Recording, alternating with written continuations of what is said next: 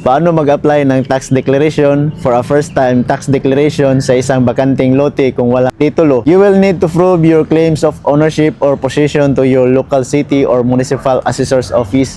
Mahalaga ang prosesong ito dahil itinatag nito ang ari-arian sa mga opisyal na talaan para sa mga layunin ng buhis. Ang una mong gagawin ay i-verify kung wala ba itong title na nag-exist sa Register of Deeds. Kumuha ka ng Certification of No Title or sa Local Register of Deeds. Number 1, Barangay Certification of Actual Possession. Ito ay certification mula sa barangay where the lot is located. Nagko-confirma na ikaw ang actual occupant or possessor of the property. Number 2, a sworn statement or tax declaration form. Napakahalaga ng step na to para ma-declare ang property's details and value. Kaya dapat tama ang nakadeclare. Para sa mas tamang appraisal, maaari kayong mag-hire ng real estate appraiser. Number 3, affidavit of land ownership and possession. Ito ay sworn legal statement affirming someone's claim sa lupa, detailing sa kanilang continuous and peaceful possession for decades, kung paano nila ito na-acquired at nagkukonfirma na no disputes or unpaid taxes. Ito ay serving as crucial proof para sa untitled lands or legal defense. Number 4, affidavit of adjoining lot owners. Ito ay sworn legal statement by owners of neighboring properties na nagko-konfirma sa accurate boundaries, ownership kung wala ba itong conflict over sa specific parcel ng lupa. Number 5, survey plan conducted by a licensed geodetic engineer providing lots technical descriptions and boundaries.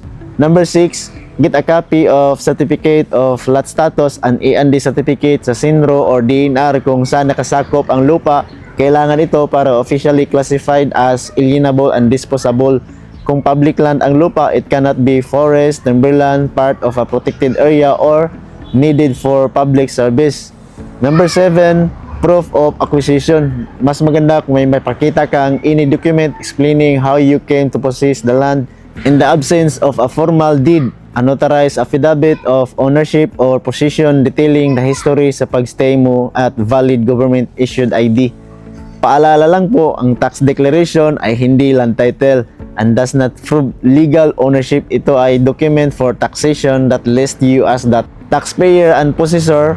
Although ito ay important first step, but to secure full ownership rights, you must pursue a formal titling process.